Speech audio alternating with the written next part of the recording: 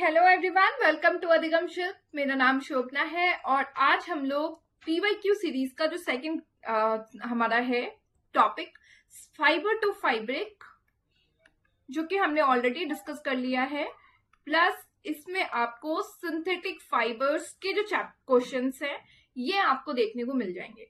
ये जो series start किया है बेसिकली इनके जो कंटेंट है ये मैंने ऑलरेडी आप लोगों से डिस्कस कर लिया है। अगर आपने नहीं देखा है तो डिस्क्रिप्शन बॉक्स में आपको इनके वीडियोस के लिंक मिल जाएंगे, वहां से आप इसे देख लें और क्वेश्चंस के थ्रू आपके रिवीजन्स होते रहेंगे, आपके डाउट्स जितने भी होंगे वो सारे क्लियर होते रहेंगे। ठीक है, तो चलिए स्टार्ट करते हैं और आज का पहला क्वेश्चन हम देखते हैं। तो देखिए पहला क्वेश्चन कह रहा है कि which of the following is man made fibre and also called artificial silk. निम्नलिखित मानव निर्मित रेशों में से कृत्रिम रेशे किसे कहा जाता है। ठीक है, अब देखिए सबसे पहले आपने फाइबर्स के बारे में पढ़ा था कि फाइबर जो होते हैं वो हमारे किस तरह से होते हैं। नेचुरल सोर्सेस के थ्रू हमको मिलता है, जो कि वुड और एनिमल्स के थ्रू हमको मिलता है, सॉरी प्लांट्स और एनिमल्स के थ्रू हमको मिलता है। ठीक है, और एक हमारा होता है आर्टिफिशियल। आर्टिफिशियल क्या होता है, इसमें हम जो है इसमें हम केमिकली ट्रीट करके रासायनिक पद्धति के थ्रू हम जो है फाइबर्स बनाते हैं।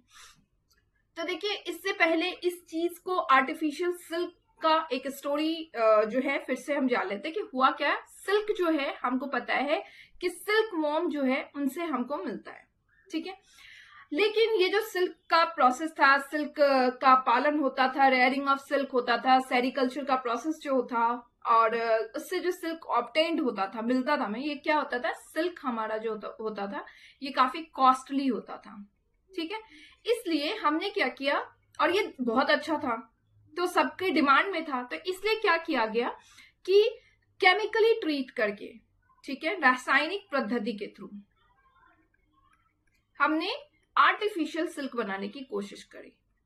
ठीक है, अब इसमें हमने क्या किया, वुड पल्प यानी कि लकड़ी की लुगदी,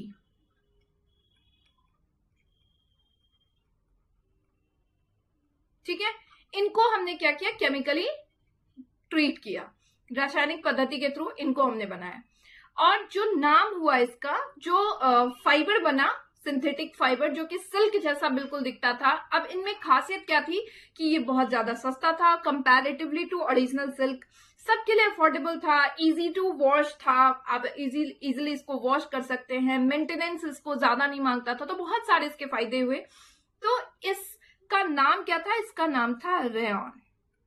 ठीक है, रेयॉन। अब आप इसको अगर कंफ्यूज होते हैं तो देखिए आप नॉर्मल जो है इसको याद कर सकते हैं, R for rayon, R for राजा। अब राजा हमेशा महंगे कपड़े पहनेंगे, ठीक है, यानी कि सिल्क, सिल्क से आप इसको जो है रिलेट कर सकते हैं कि सिल्क जो है वो हमेशा राजा पहनेंगे और क्या है, आर्टिफिशियल सिल्क हमारा है रेयॉन।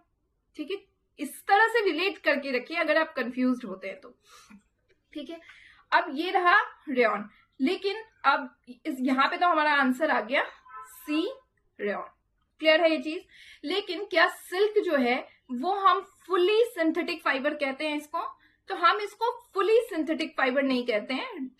रेयॉन जो है ना, रेयॉन हमारा जो है वो मैन मेड यानी कि मानव निर्मित प्लस आर्टिफिशियली यानी कि कृत्रिम, दोनों का मिक्स्ड फॉर्म है। मानव निर्मित क्यों है, क्योंकि इसमें हम किसका यूज कर रहे हैं, लकड़ी की लुगदी, वुड पल्प का यूज कर रहे हैं। आर्टिफिशियली हम उसको केमिकली ट्रीट करके बना रहे हैं, तो ये दोनों का फॉर्म है। ठीक है, ये आपके क्वेश्चंस का आंसर रहा। अब रेयॉन के बारे में थोड़ा और जान लेते हैं कि रेयॉन का यूज हम जो है, जब रेयॉन को हम वूल के साथ में मिक्स कर देते हैं तो हम इसका यूज किस में करते हैं, कारपेट बनाने में करते हैं। ठीक है, कालीन जिसे हम हिंदी में कहते हैं।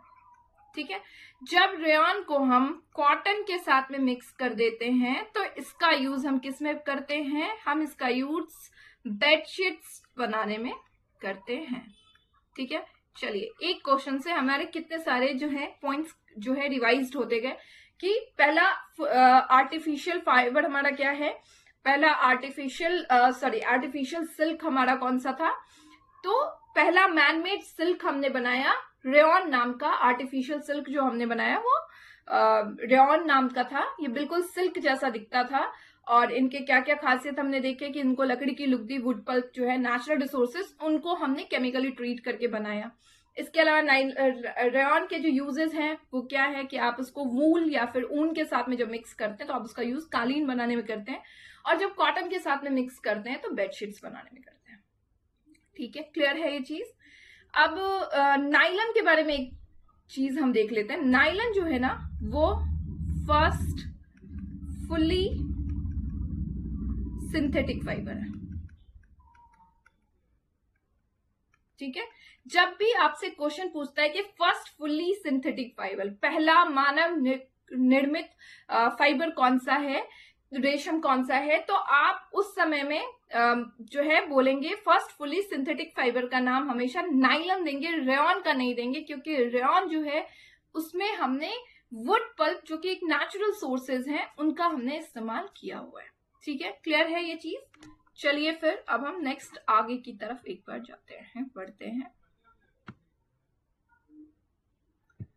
First question, second question, read the following statements carefully and select the correct option. निम्नलिखित कथनों को ध्यानपूर्वक पढ़िए और उनका सही विकल्प का चयन करिए। अब स्टेटमेंट हमसे क्या कह रहा है कि rayon is a synthetic fibre. ठीक है, रेयॉन जो है वो एक सिंथेटिक फाइबर है, बात तो सही है। रेयॉन जो है अभी अभी हमने पढ़ा है कि आर्टिफिशियल सिंथेटिक फाइबर है और दिखता हमारा कैसा है, सिल्क जैसा, तो इसलिए हम इसे क्या कहते हैं, आर्टिफिशियल सिल्क भी कहते हैं। ठीक है, क्लियर है ये चीज। अब सेकंड स्टेटमेंट हमसे क्या कह रहा है कि rayon is made without using any natural raw material. Rayon किसी भी प्राकृतिक कच्चे माल का उपयोग के बिना बनाया जाता है। तो अभी अभी हमने जस्ट पढ़ा कि हमने इसमें किसका यूज किया था, वुड पल्प।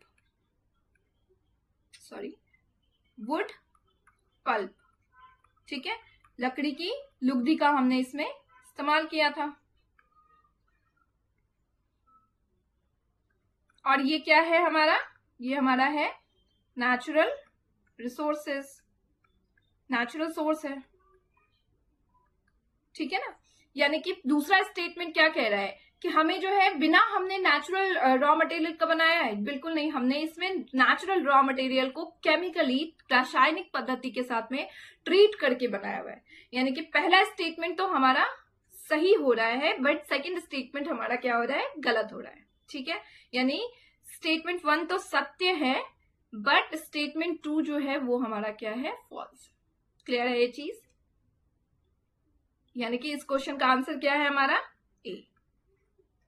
चलिए, क्लियर हो गई ये चीजें। तो तीसरा क्वेश्चन जो हमसे कह रहा है वो ये कह रहा है कि which of the following statement is not true about the life cycle of silkworm and production of silk fiber। इनमें से कौन सा कथन सत्य नहीं है रेशम कीट के जीवन चक्र और रेशम के रेशों के उत्पादन के बारे में। चलिए, इससे क्वेश्चन को डिस्कस करने से पहले एक बार सिल्कवॉर्म जो है उनका जो है हम लाइफ साइकिल, रेशम कीट का जीवन चक्र देखते हैं। सबसे पहले आपको पता है कि सबसे पहले क्या होता है, मेल और फीमेल जो होती हैं वो, एक सेकेंड मैं आपको फिगर के साथ में बता दूं। फीमेल सिल्क मोथ जो होती हैं वो क्या करती हैं, अंडे देती हैं। कहाँ पे अंडे देती हैं, ये अंडे देती हैं मलबरी ट्रीज पे। ठीक है, मलबरी ट्रीज पे। ठीक है, अब उन्होंने क्या दिया, अंडे दे दिया, फिर वो क्या किस चीज में कन्वर्ट हुआ, लार्वा में। लार्वा से कहाँ कन्वर्ट हुआ, कैटरपिलर, या फिर आप उसको सिल्क वॉर्म कह सकते हैं, रेशम के कीड़े भी आप कह सकते हैं इसको। फिर वो यहां से डेवलप होता है किस स्टेज में, प्यूपा, जहां पे ये अपना नेस्ट जो है बुनना स्टार्ट करता है। फिर बनता है कुकून और फिर इसके बाद इनका बनता है अडल्ट। यानी कि सबसे पहले क्या हुआ, आपने क्या देखा कि आपने देखा कि सबसे पहले एग्स जो है फीमेल सिल्क मोथ ने दिया मलबरी ट्रीज के लीव्स पे, फिर उसके बाद वो जो है हैचिंग के प्रोसेस के थ्रू लार्वा बना, फिर कैटरपिलर और सिल्क वॉर्म रेशम के कीड़े बने। आप फिगर में देखना चाहते हैं तो ये रहा आपका, यहाँ से कैटरपिलर जो है सिल्क वॉर्म आपका हो गया, जिसको हम कैटरपिलर भी रेशम के कीड़े कहते हैं। यहाँ से क्या हुआ, कुकून, और फिर यहाँ से कुकून जो है अपना डेवलपिंग मॉथ उनका, यहाँ पे ये एक लाइफ साइकिल है जो कि आपको ऑलरेडी पूरा फुल्ली हमने डिस्कस किया हुआ है। ठीक है, चलिए अब हम स्टेटमेंट्स को देखते हैं। Silk fibre are protein secreted by caterpillars. Caterpillars जो होती हैं, कैटरपिलर द्वारा जो है रेशम फाइबर का प्रोटीन जो होता है वो निकलता है। तो ये बात सही है कि कैटरपिलर्स जो होती हैं वो सीक्रेट करती हैं प्रोटीन जो कि है सिल्क फाइबर। ठीक है, यानी ये स्टेटमेंट तो सही है। Silk thread is obtained from the cocoon of silk worm. Silk worm जो होते हैं उनसे हमें सिल्क थ्रेड मिलता है, यानी रेशम का धागा जो होता है रेशम के कीट के कोकून से हमें प्राप्त किया जाता है। चलिए ये बात भी सही है। Larva of silk moth are called caterpillar. जो लार्वा होती है सिल्क मोथ का वो क्या कहलाता है, कैटरपिलर कहलाता है। ये आपने अभी अभी देखा कि लार्वा जो है हैचिंग के प्रोसेस के तो सिल्क वॉर्म या फिर कैटरपिलर बनता है। ठीक है, प्यूपा डेवलप्स इनटू कैटरपिलर। अब यहाँ पे आप देखिए कि क्या कैटरपिलर डेवलप्स हो रहा है, कैटरपिलर डेवलप होकर के क्या बन रहा है, प्यूपा बन रहा है। बट क्वेश्चन आपसे क्या कह रहा है कि स्टेटमेंट आपसे क्या कह रहा है कि प्यूपा कैटरपिलर में बन रहा है। ये रिवर्स कह रहा है। सबसे पहले हमने देखा एग्स हुआ, एग्स से लार्वा हुआ, फिर आपने देखा सिल्क वॉर्म या फिर आपने इसको देखा कैटरपिलर, और यहां से आपने क्या देखा था, प्यूपा, है ना। यानी ये स्टेटमेंट यहाँ पे गड़बड़ कह रहा है हमसे। क्लियर है ये चीज, यानी कौन सा स्टेटमेंट गलत है, डी, और हमें गलत स्टेटमेंट को ही चूज करना है। यानी इस क्वेश्चन का आंसर क्या हो गया हमारा, आंसर नंबर डी। चलिए नेक्स्ट क्वेश्चन हमसे कह रहा है कि suppose you are a farmer living at a place having black soil. If the climate of your region is warm and you want to grow fiber yielding plants in your field, then which of the following would you prefer? मान लीजिए कि आप एक किसान हैं जो काली मिट्टी वाले स्थान पर रहते हैं। यदि आपके क्षेत्र की जलवायु गर्म है और आप अपने खेतों में रेशा उत्पादन पौधे उगाना चाहते हैं तो निम्नलिखित में से कौन सी प्राथमिकता देंगे। तो देखिए वार्म क्लाइमेट, ठीक है, प्लस ब्लैक सॉइल जहां भी होगा ना वहां पे आपको टिक लगाना है कॉटन को, ठीक है, कपास, ठीक है। जूट अगर होगा तो जूट हमेशा आपने देखा होगा रेनी सीजन में होता है, ठीक है। यानी कि इस क्वेश्चन का आंसर हमारा क्या है, आंसर नंबर ए। क्लियर है, सिंपल है।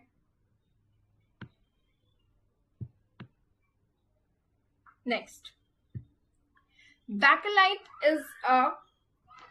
is used in making electrical appliances used in it। देखिए आपने दो तरह के प्लास्टिक्स के बारे में पढ़ा था, ठीक है।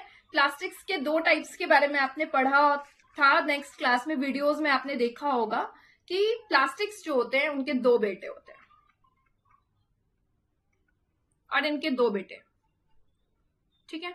एक है थर्मोप्लास्टिक, ठीक है, और दूसरा बेटा थर्मो सेटिंग प्लास्टिक, ठीक है। दोनों एक दूसरे से बिल्कुल ही डिफरेंट नेचर के हैं। ये जो है थर्मोप्लास्टिक ये बहुत सॉफ्ट है नेचर का है, बहुत माइल्ड नेचर का है। अब इसको जिस तरह से आप बदलना चाहोगे ना ये उस तरह से बदल जाता है। यानी कि आप इसको किसी भी शेप में किसी भी ढांचे में फिट करना चाहते हो वो इजिली चेंज हो जाएगा, ठीक है। यानी सॉफ्ट है थर्मोप्लास्टिक्स। थर्मोप्लास्टिक्स की अगर एग्जाम्पल की बात करें तो आपका हो गया पॉलिथीन, पीवीसी, ये इसके एग्जाम्पल हो गए। लेकिन दूसरा बेटा जो है ना बहुत अपोजिट है, बिल्कुल इससे अपोजिट। अब ये क्या है कि ये अकड़ू किस्म का है, ठीक है, बिल्कुल ही हार्ड है, ठीक है, रिजिड है। आप इसको किसी भी शेप में चेंज नहीं कर सकते। ठीक है, यानी कि हिंदी में एक बार लिख दो, किसी भी शेप में एक बार बदलने के बाद दूसरा शेप नहीं दिया जा सकता,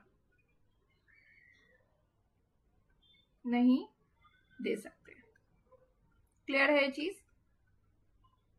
यानी ये क्या है, इनका क्या था कि आप थर्मोप्लास्टिक्स जो थे, इनका क्या था कि आप इसको किसी भी शेप में एक बार बदल दे, फिर दूसरी बार आपको इसको यूज करना है। पॉलिथीन ही आप देख लीजिए, आप इसका कुछ भी यूज कर सकते हैं। टॉयज वगैरह पीवीसी वगैरह है, आप टॉयज है, डिफरेंट डिफरेंट शेप के टॉयज बना लेते हैं, है ना। तो इसलिए थर्मोप्लास्टिक्स को जो है सॉफ्ट है, काफी सॉफ्ट है, इजिली आप इसको बेंड कर सकते हैं, मोड़ सकते हैं, किसी शेप में आप इसको चेंज कर सकते हैं। बट थर्मोसेटिंग प्लास्टिक्स जो है वो अकड़ू किस्म का है। वो कह रहा है कि अगर मुझे एक बार तुमने किसी शेप में डाल दिया है तो भाई उसके बाद मैं अपने शेप को नहीं बदलूंगा, यानी काफी रिजिड है ये। ठीक है ना। अब थर्मोसेटिंग प्लास्टिक्स जो है, इनका जो है एग्जाम्पल कौन कौन सा है, दो इसके बेस्ट एग्जाम्पल है, बैकेलाइट एंड मेलामाइन।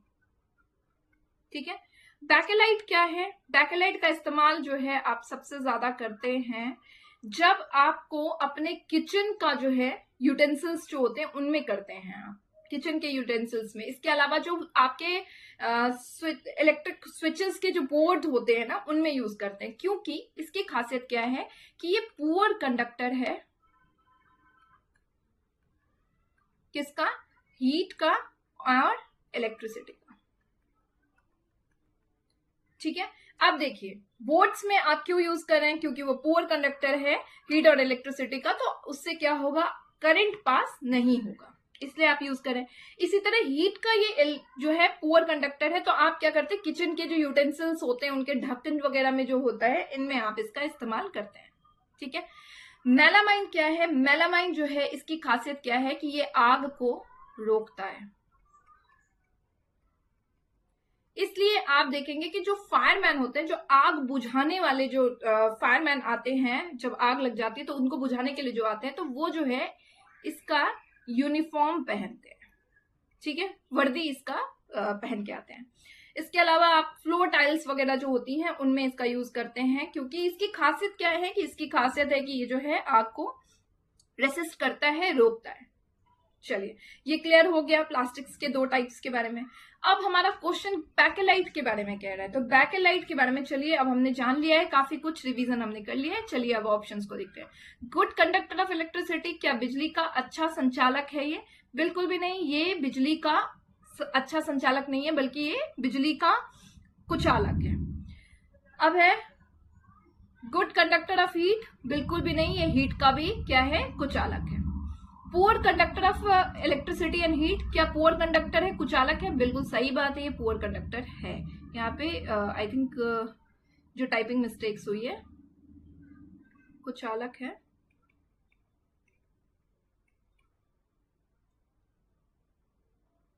ऊष्मा एवं विद्युत का। ठीक है, गुड इंसुलेटर ऑफ इलेक्ट्रिसिटी, ये तो हमने देख ही लिया। तो यानी कि इस क्वेश्चन का आंसर क्लियर है, 3 नंबर हमारा आंसर है। क्लियर है ये चीज? चलिए नेक्स्ट क्वेश्चन की तरफ हम मूव करते हैं। नेक्स्ट क्वेश्चन हमसे कह रहा है कि out of given alternatives pick the one that includes thermosetting plastics only. अभी हमने डिस्कस किया है कि इन विकल्पों में से उस विकल्प को चुनिए जिनमें केवल थर्मोसेटिंग प्लास्टिक शामिल है। तो अभी आपने देखा थर्मोसेटिंग प्लास्टिक्स के एग्जाम्पल आपने देखे हैं, कौन कौन से थर्मोसेटिंग्स जो कि अकड़ू किस्म के हैं, उनका एग्जाम्पल आपने देखा, बैकेलाइट और मेलामाइन। तो इसमें ज्यादा कुछ डिस्कस करने वाली चीज नहीं है, जहां भी मिले बैकेलाइट और मेलामाइन उनको हमको करना है टिक, यानी इस क्वेश्चन का आंसर है आंसर नंबर 3। क्लियर है ये चीज? चलिए अब आगे की तरफ हम मूव करते हैं। PET bottles and jars are commonly used for storing bottles and edible items. देखिए पेट बॉटल्स जो होती हैं या जार्स जो होते हैं उनका हम यूज किस में करते हैं कि बॉटल्स में करते हैं, या फिर खाद्य पदार्थों के भंडारण के लिए पीटी जो बॉटल्स होती है हमारी, ये जार होते हैं, उनको आमतौर पर बॉटल्स और खाद्य पदार्थों के भंडारण के लिए उपयोग हम करते हैं। अब कह रहा है ये किस चीज का बना हुआ है, पेट बॉटल्स जो हमारे हैं वो किस चीज के बने हुए हैं। तो जो हमारे पेट बॉटल्स होते हैं ना, ये हमारे बने होते हैं पॉलिस्टर के। पॉलिस्टर का एग्जाम्पल में आपने पढ़ा था पेट बॉटल्स के बारे में, ठीक है। एक्रिलिक तो फाइबर है हमारा, रेयन भी हमने फाइबर में पढ़ा है। तो यानी कि इस क्वेश्चन का आंसर कौन सा है, आंसर नंबर 2। क्लियर है। चलिए अब आगे की तरफ हम बढ़ते हैं। अब देखिए कह रहा है कि the process of arranging 2 sets of yarns, ठीक है, to make fabric is called. जब हम 2 सेट्स ऑफ yarn, यानी कि क्वेश्चन क्या कह रहा है कि आपको फैब्रिक बनाना है और उसमें 2 सेट ऑफ yarns जो है आप इस्तेमाल कर रहे हैं, ठीक है। तो आप इसके लिए क्या कौन से प्रोसेस का यूज करते हैं। तो देखिए जब भी आप फैब्रिक के बनाते हैं तो सबसे पहले एक स्टोरी आपको जानना जरूरी है कि सबसे पहले क्या है, कॉटन फाइबर जो हमारा होता है, कॉटन फाइबर को जो है उनको हम क्या करते हैं, सबसे पहले गिनिंग का प्रोसेस होता है, ठीक है। गिनिंग का प्रोसेस जो होता है, इस प्रोसेस में हम क्या करते हैं, गिनिंग के प्रोसेस में कि हम इनको जो है हाथों से चुनते हैं, ठीक है। चुनते से सीड्स को हाथों से अलग करते हैं, अब तो मशीन से भी होता है। फिर इसके बाद हम क्या करते हैं, स्पिनिंग का प्रोसेस करते हैं, ठीक है। स्पिनिंग के प्रोसेस में क्या होता है कि इसमें जो कॉटन वूल होते हैं, कॉटन वूल जो होता है, कॉटन जो होता है हमारा, उनको हम क्या करते हैं, उसको हम स्ट्रेच करते हैं, खींचते हैं। उसके बाद हम इसको क्या करते हैं कि उसको मरोड़ते हैं अच्छे से, ताकि वो जो है उससे वो हमारा जो यार्न में बदलता है, ठीक है। यहाँ पे ये प्रोसेस हुआ कि हम इसको किस चीज में चेंज कर रहे हैं, यार्न में बदल रहे हैं, ठीक है। अब यहां से स्पिनिंग के प्रोसेस के बाद ये कहाँ बदल गया, यार्न में बदल गया। अब यहाँ पे जो यार्न हमारा है, इस यार्न में हम कई सारे प्रोसेस यानी कि निटिंग करते हैं, ठीक है, और वीविंग करते हैं, ठीक है। और हमारा बन जाता है, बन के तैयार क्या होता है, हमारा फैब्रिक यानी कि कपड़ा बन के तैयार हो जाता है। अब निटिंग क्या है और वीविंग क्या है, जब आप एक ही धागे से कपड़े को, यार्न को जो है एक ही धागे से बना रहे हैं, तो ये हमारा प्रोसेस क्या कहलाया, निटिंग कहलाया। अब वीविंग क्या कहलाया, जब आपने 2 धागों का इस्तेमाल किया है, ठीक है, 2 तरह के धागों का इस्तेमाल किया है, 2 सूत का इस्तेमाल किया है, तो वो क्या कहलाया, हमारा वीविंग कहलाया, ठीक है। क्लियर है ये चीज। तो यानी यहाँ पे कह रहा है कि आपके लिए 2 सेट के धागे का इस्तेमाल कर रहे हैं, यानी कि आप क्या कर रहे हैं, आप 2 तरह के धागे का अगर इस्तेमाल कर रहे हैं तो यहाँ पे आप जो है यानी वीविंग कर रहे हैं, ठीक है। यानी इस क्वेश्चन का आंसर क्या है, बुनाई, यानी आंसर नंबर 3, ठीक है। देखिए इसमें मैंने ज्यादातर टर्म्स जो है इंग्लिश का यूज किया हुआ है, क्योंकि कई सारे इसमें जो वर्ड्स हैं वो आपके रिपीटेड मोड्स में आ जाते हैं, तो इसलिए आपको इंग्लिश में कुछ चीजों को इंग्लिश में जानना जरूरी है। अगर आप हिंदी मीडियम से हैं तो कहीं कहीं जो है इंग्लिश का भी आपको जानना जरूरी है, क्योंकि आंसर्स आपको पता है कि सीटेट का जो आंसर होता है वो अल्टीमेटली उसका जो आंसर्स को सही माना जाता है वो इंग्लिश को माना जाता है, इसलिए आपको चीजों को जानना जरूरी है, ठीक है। अब इसमें आप देख सकते हैं 2 तरह से, निटिंग का भी और वीविंग का, दोनों का बुनाई है, तो इसलिए आपको निटिंग और वीविंग दोनों के बारे में जानना जरूरी है। क्लियर है। चलिए अब आगे हम लास्ट क्वेश्चन की तरफ बढ़ते हैं। लास्ट क्वेश्चन हमारा कह रहा है कि फाइबर से हम जब वूल बनाते हैं, जो प्रोसेस होता है, ठीक है, फाइबर को हम जो है जब उससे वूल बनाते हैं, ऊन में संशोधित करते हैं, तो उसमें क्या होता है, कई सारे प्रोसेसेस होते हैं। अब कौन कौन सा ऐसा प्रोसेस है जो हम उसमें करते हैं।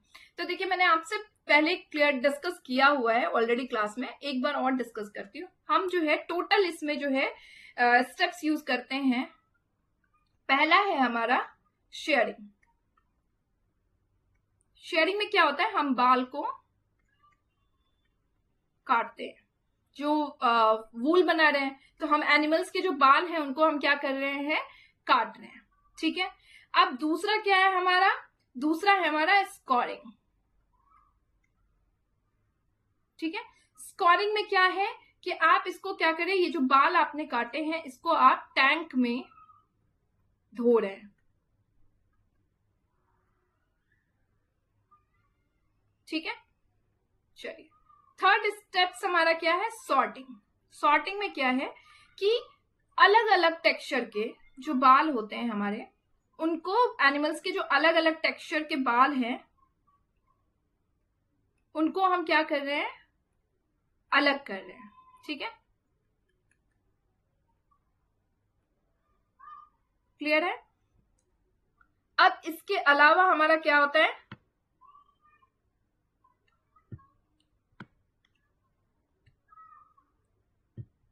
इसके अलावा हमारा होता है फोर्थ स्टेप जो है हमारा, उसमें हम क्लियरिंग ऑफ बर्ड्स कहा जाता है, क्लियरिंग ऑफ बर्ड्स, ठीक है। इसमें क्या होता है कि जो इसमें आप क्या कर रहे हैं कि क्लियरिंग ऑफ बर्ड्स में आप जो है जो फ्लफी कपड़ों में जो आप देखते हैं फ्लफी टाइप का जो दिखता है उसको आप क्या करते हैं, अलग करते हैं। फिर फिफ्थ स्टेप हमारा होता है, फिफ्थ स्टेप में आप क्या कर रहे हैं, आप उसको कपड़ों को डाई कर रहे हैं, अलग अलग रंगों में बदल रहे हैं, जो भी मनचाहा रंग है अलग अलग रंगों में बदलना। और नेक्स्ट हमारा सिक्स्थ क्या है, इसमें हमारा है रोलिंग, जिसमें कि हम कपड़ों को क्या कर रहे हैं, इसमें कपड़ों को हम क्या कर रहे हैं, स्ट्रेट कर रहे हैं, सीधा कर रहे हैं, कॉम्ब कर रहे हैं, स्ट्रेट कर रहे हैं, और इसको जो है क्या कर रहे हैं, वूल में बदल रहे हैं, ठीक है। ये तो टोटल 6 स्टेप्स है, लेकिन जरूरी नहीं है 6 स्टेप्स ही आपको दिया जाए। आपको हो सकता है इसमें आपको जो है 6 स्टेप्स में से ये जो आपका क्लियरिंग ऑफ बर्ड्स है, यानी कि फ्लफी को साफ करना, हटाना, ये वाला स्टेप्स कभी कभी आपके एग्जाम्स में मिस भी कर दिया जाता है, ठीक है। तो आपको किस तरह से याद करना है, पहला तो आपको याद करना है 3S, ठीक है। 3S क्या है, शेयरिंग यानी बाल को काटना, स्कोरिंग, उसके बाद स्कोरिंग क्या है, टैंक में धोना, ठीक है, टैंक में धोना। इसके बाद सॉर्टिंग यानी कि छटाई, क्लियर है। और फिर अगर फोर्थ स्टेप दिया हुआ है तो ठीक है, नहीं तो आप डाइंग और रोलिंग, यानी टोटल 5 स्टेप्स भी दिया जा सकता है और 6 स्टेप्स भी आपको दिया जा सकता है। चलिए अब हम अपने देखते हैं ऑप्शंस में। पहला इसमें शेयरिंग है, बिल्कुल नहीं, हम सबसे पहले कहां से, पहला इसमें पहला इसमें क्या है, शेयरिंग है, तो ठीक है, हम यानी कि शेयरिंग में हम क्या कर रहे हैं, बाल को काट रहे हैं। 1 मिनट,